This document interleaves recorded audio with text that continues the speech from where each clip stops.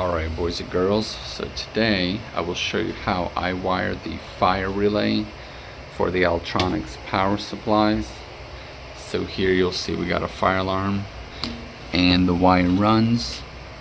There we go. Runs. And what I do is, don't look at this bottom one. This is actually going to the next one. So if you have two, you'll do normally closed and common. That's for the next one.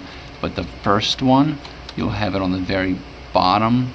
You'll have a jumper that jumps over to that one, and then your two contacts will be on this one, the middle one, and that one right there. It doesn't matter which way, but you want to have your two contacts there, but a jumper from there to the bottom. And then this will go to the next one, which will just have it on the top and you'll have nothing on the bottom.